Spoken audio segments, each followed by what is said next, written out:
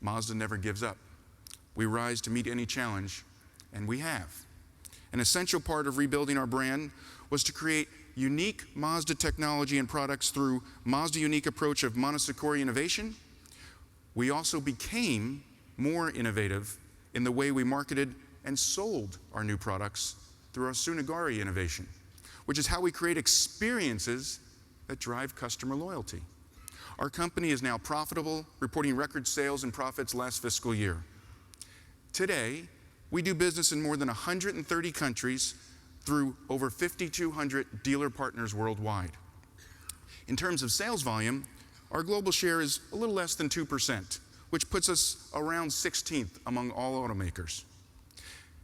This is how we feel sometimes, going up against the big players in the world.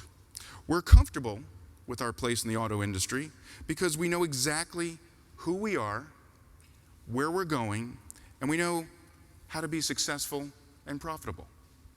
So that's the past. Now let's talk about the future. Today, we are clear on our purpose as a car company, to bring smiles to people and brighten their everyday lives. This is why Mazda exists in the world, the very reason we build cars. And our never-stop challenging spirit is what drives our passion for developing the best driving vehicles in the world. Our lineup continues to deliver Mazda's sporty DNA, but it is also being recognized more and more for its distinctive design and quality. This is because the brand's evolution is built on the pillars of Kodo design and Skyactiv technology. Looking ahead, as our brand continues to evolve, we are moving to what we call Mazda Premium. Now, most people's definition of Mazda Premium is a higher price, but ours is about the depth of bond with our customers and our consumers.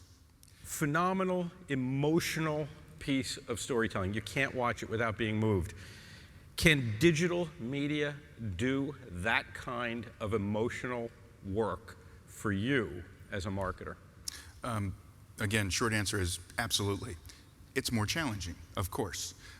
It's one thing when you're looking at a 2.5-minute piece and maybe watching it in a cinema theater to feel that true emotion. But it's also able to do it, whether it's on your mobile device, tablet, whatever. It just is a little more challenging because you have to do it in a little more bite size. And that was what I was talking a little earlier about, making sure that you're talking to the customer when they want to be talked to. Most of them probably won't want to watch a 3-minute video. But if you can find ways of giving, there's an awful lot of stories within that you can tell them in 30 seconds, you can tell them in 45 seconds, and absolutely you can create that emotional connection. Hi, Lou Pascalis, Bank of America. Russell, great presentation. I really like the way that you wove story and experience together there. Can you talk briefly in the time you have about the journey that you went on migrating to a first customer-centric and then a brand values model, and talk about like how attribution and a changing sort of ROI definition allowed you to overcome, I'm sure, some headwinds internally about return on investment? Sure. Great question. So let's start. I've been with the company now a little more than 4 years. And when I got here, to be quite honest, just right off the bat, you could just see that the company was too reliant on broadcast, just way too reliant. So we have, with one of our partners, Group M Analytics, that we had, but no one was paying attention to. So when you look at the ROI across all different mediums, in market, out of market, television, radio, PR, look at all of it, it showed right then that there was a greater ROI by shifting more towards some of the digital areas. So we just did. I had a little bit of headwinds from my dealers because they're, well, television, I need to be on television. No, you're talking to everybody, you're wasting. So we made a shift where we took probably our digital spend from about 10% to 30% of our budget.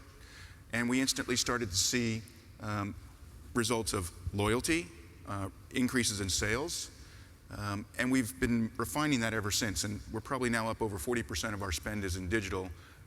And the balance that we need to figure out, the delicate balance is in market versus out of market. Tell a brand story versus sell a car today. And that's the thing that, quite honestly, I could always use help because there is no science to that. That is an art. And I know there's a lot of smarter people out here that can help us with that. But that's our biggest challenge we deal with on a regular basis.